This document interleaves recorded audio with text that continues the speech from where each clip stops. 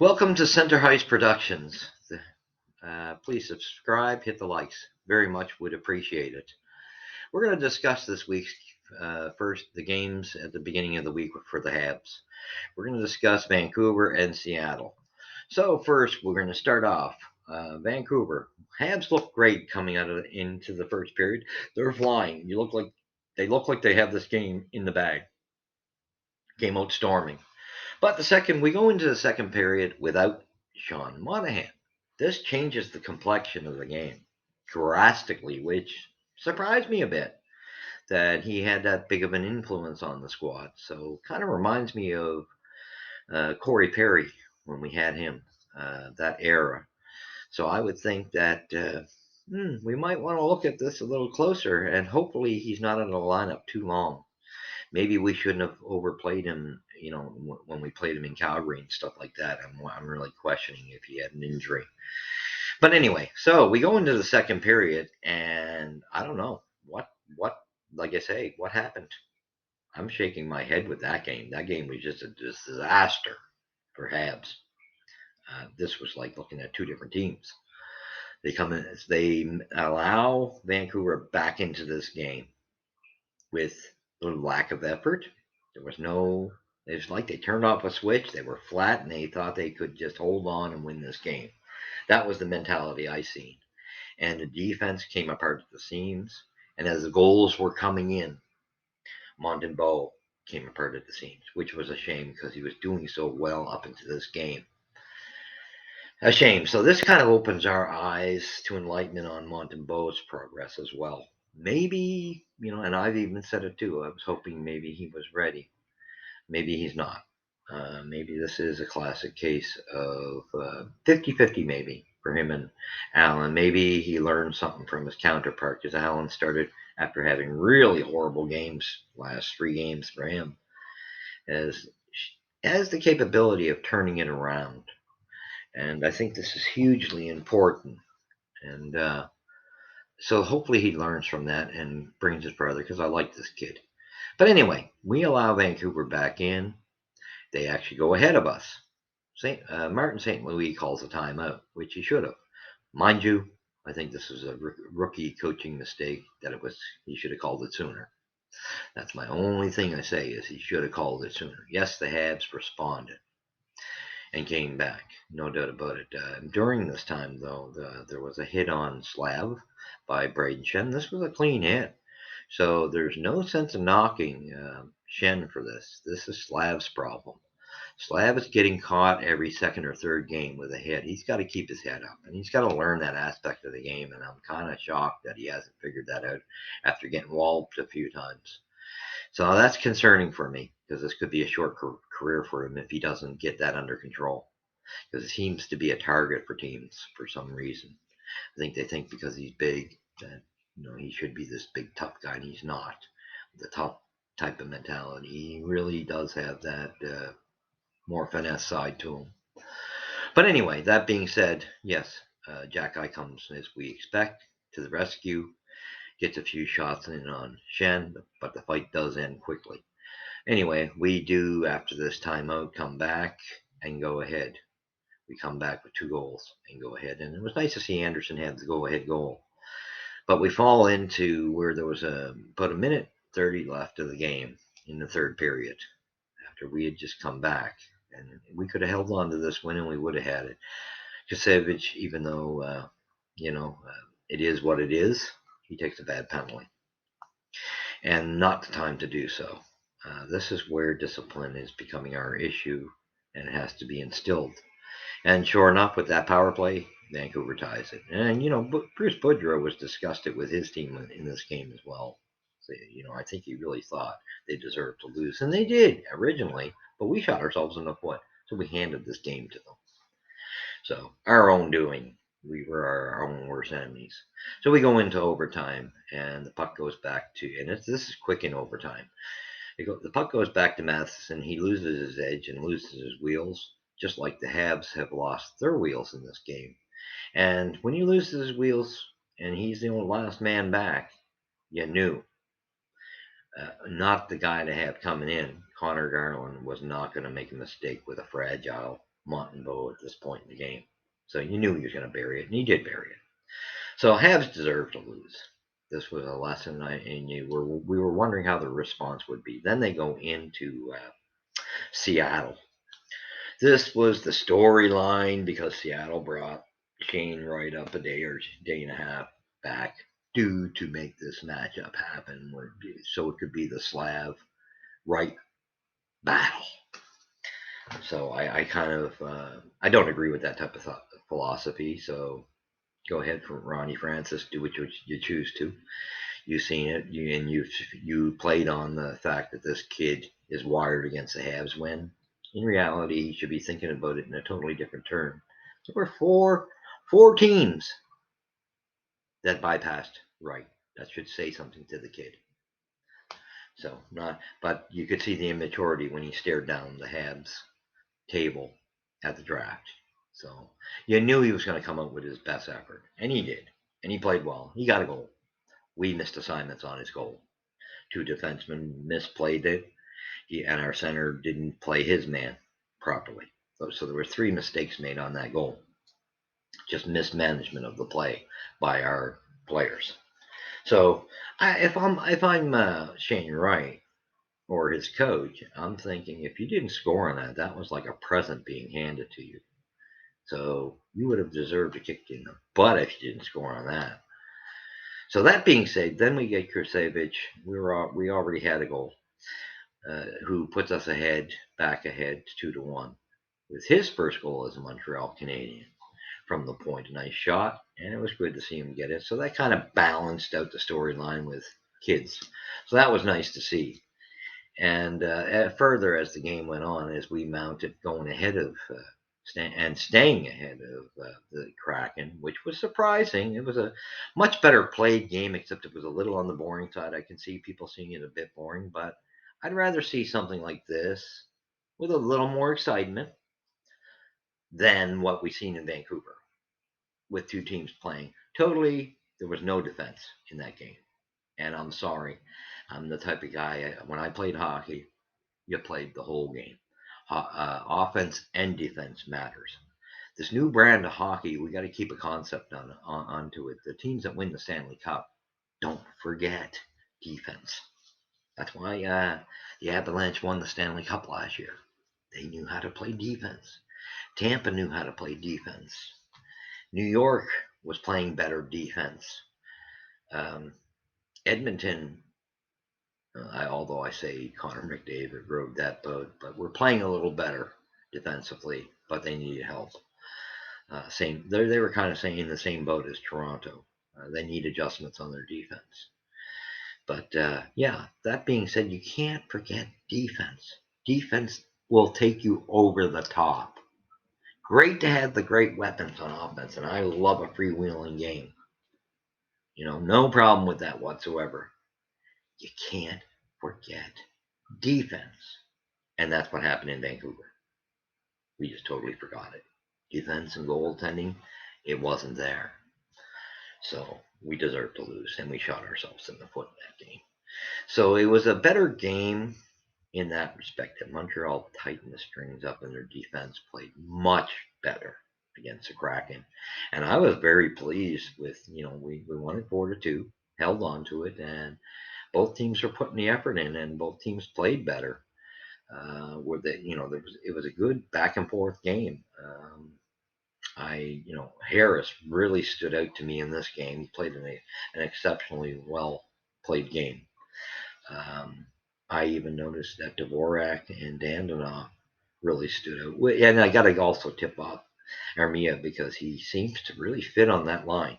That seems to be a good trio right there for a third line. Truthfully, I hate to say this to Brendan Gallagher, but Armia is an underachiever. But I'll tell you what, that line works better with him on it than Brendan Gallagher. So that's something we're going to look at too when Brendan comes back. I love Brendan, and he's come back, but he's awful injury prone, and I'm afraid we know his wrists are toast because he's lost that part of his game, even though he came back playing better this year, much better.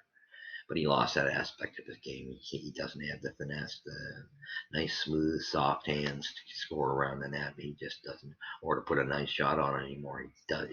Those wrist injuries really have affected him. So I hate to say it for Brendan. I'm concerned on that front for him. And I'm sorry to say this, but I think where he's at, he's probably better off on the fourth line. And I think he's earned that right, because I'm sorry, as much as I think Armia needs to, a move needs, I could see us moving him out as well. He's playing better than Brendan on that third line. So he helps that line work right. And, I like seeing the way that line's playing now. And they played well in this game. There's no end of some but. You've seen an improvement. You've seen the odd move by Dvorak making some moves he probably shouldn't make, but overall that line was good. Just taking chances was Dvorak. But overall the defense, much better game. Much better. And they injected Weidman into this game, and he didn't hurt us. So that was nice. The whole defensive core played much better overall. No doubt about it. And to have Jake Allen, that was the proper response after Monty fell apart the night before. There's no doubt that was the proper response. So Marty called that right. So yeah, hats off to Jake Allen, because he took that game for us. No doubt about it. But and Gooley, what can you say about Caden Gooley? No doubt, this kid is by far our best defenseman. And I will go back to even saying, I would also go back to saying Kusevich and Jack need to be put back together. Stop juggling them around. They play better together. Play Harris with Savard when Savard comes back, or play him with Edmonston. But I think you really have to keep Caden Gooley with Matheson, because it worked a couple games ago, and then we juggled it for some apparent reason. Same thing, we had Savard, well, he was healthy, and Edmonston finally partner up and play well. When you get these guys playing well, you don't mess it up. Stop juggling. Stop. Now we're starting to move in the right direction on our power play, but it's not over. We haven't corrected it totally. Alex Burrows, sorry, buddy. Love ya. But you can't be in that role. We need somebody different taking over the power play. Now, it's nice to see that, I've seen Dandonoff now starting to come into the power play. Jackie's been utilized on the power play. Dandonoff's gotten some time. That's what we needed to see.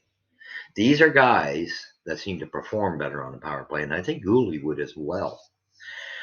Because I'm going to tell you right now, as far as Mike Matheson goes, I've seen some of the games, but I didn't really focus on him while he was in Pittsburgh or Florida. He just never caught my eye to that degree. And we could all say that Petrie, very similar type player. If you weren't a Montreal fan, you probably wouldn't have watched Petrie. So when they made that trade, I know we had to get rid of him. Totally get it. There's no question mark there. The part of it I didn't like, unless there's something more to Matheson's game that I don't see yet, I don't think we should have threw in Ryan Poehling. I seen a better future with Ryan Poehling than some of these forwards we have. And, with Ryan, he was playing center better than a couple of our centermen. And at the same token, if you had an issue with him at center, he would utilize that left side, come down that wing, and was very effective coming down that left wing. He was actually playing some good hockey before he left Montreal. And Martin St. Louis liked him. So I know it was, we have too many offensemen, so they probably just tossed him on the top just to deal with getting rid of Petrie. But I think it was too much of a sweetener, where I honestly, from what I am seeing, Petrie for Matheson would have been a perfectly fine trade. Because what I see with Mike Matheson, yes, he's got nice skating capabilities. I'm not knocking his skating. No, yeah, he's good. But you know what? Jeff Petrie had some great skating capabilities as well. Not much difference there, is there? But when you see, you know, the skating alone is not it for a defenseman. Decision making. What I'm seeing the same mistakes, a lot of decision making mistakes being made by Matheson. And what do I see in the final analogy of this? Mike Matheson is looking like a left-sided defenseman that is a Petrie on the left side. That's all I'm seeing. Same type of mistakes, mental errors. So yes, we unloaded a problem that because Petrie didn't want to stay in Montreal. I get that, but throwing Ryan Poehling on top as the sweetener, I think we kind of made him a little bit of a. Our trades have been really good, and I know we have tons of forwards, but I would have rather gone forward with Ryan Poehling in the lineup and unloaded the Drouins, the Hoffmans, possibly the Armia, possibly the Gallaghers, and possibly even the Andersons. I would have rather worked with those guys coming out for the future than having a kid traded off that had potential. Just needed to be, and Martin St. Louis was very pleasantly effective with him, and he actually loved Poehling's efforts. I almost think that they let Poehling go just to give him a shot, and he looks pretty good in Pittsburgh. So for me, again, unless, and I am chalking it up, giving Matheson time to show me something different. He does not, periodically you get his pitch in offensively with the offensive unit, but I don't see it to the extreme that he's that big of a difference maker. Don't see it. Sorry. So that's not working for me, that storyline. I see a lot of bad decisions in his own end. Lots of bad decisions. And for the power play, I think Jack is a way better performer on the power play than Matheson. I think Slav is a better performer on the power play than Matheson. And I think if we start, which we did in the last game, start utilizing Dandenov, Dandenov has played so badly because we haven't used him on the power play. So put him in on the power play because that was his bread and butter in Vegas. Common sense. And he was making some nice plays when you seen him in there. So it was nice to see those injections. But I'd take those three any day of the week over Mike Matheson on the power play because I just don't see Mike Matheson's effectiveness. And I honestly, I think Gooley would be a good on the power play as well. There are sparks from him, and even throw in Harris the odd time. He's got Harris has a very nice stride, and these guys both got a little bit of a nose offensively if you give them the chance. So I think Alex Burrows I think he's starting to be forced to throw other guys in. I don't think it's his decision. I think probably Martin's saying, I want these guys tried. You're putting them on that line because nothing else was working. Just common sense. And how you can keep a guy, if you looked at Vegas' stats last year in the last two or three seasons, that was always the case with Dandenov. His points came from the power play. So if you want the guy to produce and you want his value to go up for trade deadline time, you better start using him on the power play. Now, the next issue I'm throwing into this video is I've heard the trade rumors. And we heard Paul Arby's name, Brock Bowser's name, and we heard Beauregard or something like that, this young kid in Edmonton. That's a defenseman, a young prospect there. And to me, I don't want any part of Paul Arby. Paul Arby reminds me of KK. He just never lived up to what he was supposed to do. And there's a lot of times he's invisible. And, he came out with his own statement this week that he doesn't even know. He said it out of his own mouth. I don't know if I'm actually NHL material. I think he may be right. I think he could play in the NHL. Don't get me wrong. I just think maybe a team, I don't know. I don't want him because I think he's a third or fourth liner type of player. If you can get him to play, I just think he's too inconsistent. And I wouldn't go near it with a 10-foot pole. This Beauregard kid is probably the one out of the three names I heard that I don't know enough about. However, I don't want us to get roped into just, if Edmonton is so interested in Joel Edmonston, then we better be willing to get something half decent in return. And I wouldn't lose the focus, because to me, I think you focus on getting a first round draft pick. We know Monahan's getting a lot of focus as well. And we know Anderson is. These are all three guys that could drag in a first rounder and possibly a prospect with it. Now, I got no problem if you got a first rounder and a prospect, but for just the kid, straight up for Edmondson, no, no, no, no, no, no. I don't care if he's French, and I'm French.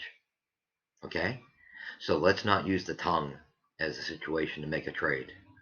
Let's stick to hockey talent and what we're trying to do here. We're in a rebuild mode. If we're rebuilding, let's go with our best chances. Let's stick to the mentality of getting first round picks this year. We've got three or two or three. Anyway, either way, to get three, I think it's two, and we're trying to get a third. But if we could get somewhere between a third, three first rounders, in a trade, like what I'm saying, add it together with the first rounders we already have. A third one, one first rounder for Edmondson, let's say, one first rounder for Monahan, one first rounder for Anderson. That would be three more with the two we already have. That would be 5 first round draft picks.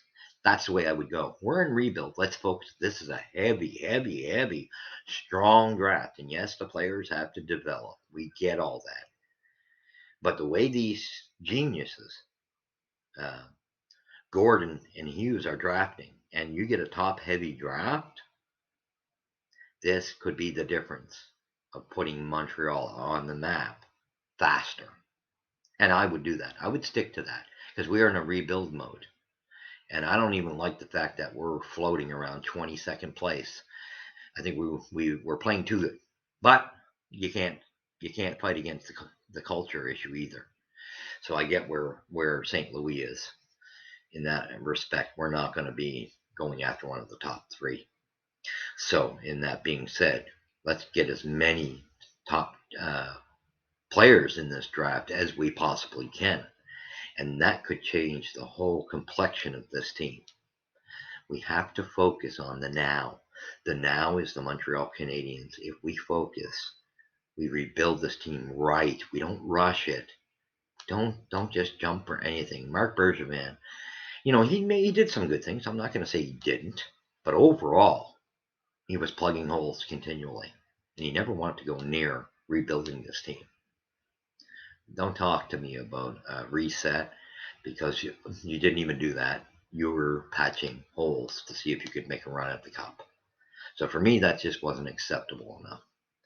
And these guys got the right idea, but we as Habs fans got to lay off, back off as Habs fans. We have to give this administration, this management team, the chance to do what they're doing. Because what I've seen in this one draft and the trades that Hughes has made has been unbelievable. This team is headed in the right direction. So let's back off. Don't fall for the sucker little throw me a lollipop. That doesn't wash long term. You want to go for the gem. And the gem is a longer term thing. And for me, that's the first round picks. Wouldn't it be lovely to have 5 first rounders? And who knows, maybe you could trade 2 or 3 first rounders to get yourself up in the top 3. You never know, right? You just never know, but you would need a lot of drafts to do that. We know that. So, with that all being said, I had to jump in on that. And then this is another topic real fast I wanted to bring up. Hockey platforms, channels, bringing up political debates. It's not the place for it. I'm sorry. I don't even want to discuss this issue, but I've seen it on a platform that I follow, and I don't think I'm going to follow it anymore, because a hockey channel has no place with politics and Canadians' rights. I'm in no group for any movement. I'm an older man, not healthy, doing the best I can, and this is why I have a podcast. I would not use my podcast for political propaganda, nor would I use it for certain groups' agendas. I am a full-fledged Canadian citizen who sees things through his own eyes by watching and hearing what's going on. I don't follow on the media's coattails. I don't follow on political agendas. I don't follow on specific groups that within Canada that have agendas, and I don't follow on extremists. I'm a Canadian citizen who's had family members fight for my freedoms in this country. And to sit here and watch that channel, a certain channel, promote and discuss and attack somebody, no. Carey Price, you have, my friend, total rights to make your comments. This is just people jumping on the bandwagon and utilizing. I'm sorry, here in Nova Scotia, we had a massacre. That is the top Canadian massacre. Sorry, that's also been the media's mistake of calling the one up in Quebec, and it was. But this is all about bad media. So we had a bad media situation here with a massacre. Don't use that for your agendas. That's not fair to the families, and it's not fair for the agendas. That's a slimy way to operate. And let's get the facts straight. Canadians, my forefathers, my grandfather fought in the war for my freedoms, just like many other Canadians, family members, and predecessors fought in the war for their freedoms. We are all entitled as Canadians for freedom of speech and to stand for what we stand for and to have rights. So I would say in the end of this, and that's why I'm not going in on the topic, but I am going in on attacking a platform that's being utilized that as a hockey platform for political agendas and other group agendas. Wrong answer, guys, and you should know better. You should be disgraced with yourselves for this. We are Canadians, we have the rights, and we are losing our democracies. And I hope as Canadians we stand up, because what's going on in this country, the rights are being taken away from us. And it's about time we stand up. And I'm not for any group.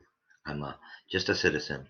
But I think we as citizens have to remember what our predecessors fought for, and that was freedoms and rights.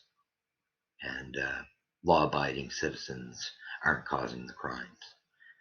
It's the people who are into illegal movements. So let's get things straight. Let's get the agenda straight. So anyway, sorry to go there, but I felt I had to after today listening to a channel that I watch regularly, which, sorry, I was shocked to see them use their platform for this agenda. So again, there's no group I speak for. I speak for myself only, and I speak for freedoms and rights of Canadians. That was what my predecessors fought for. That's why we got into the military as a family, to stand up for that if it ever need be. So anyway, thank you for watching. Leave your comments, and I say God bless you. Also, I would say thank you.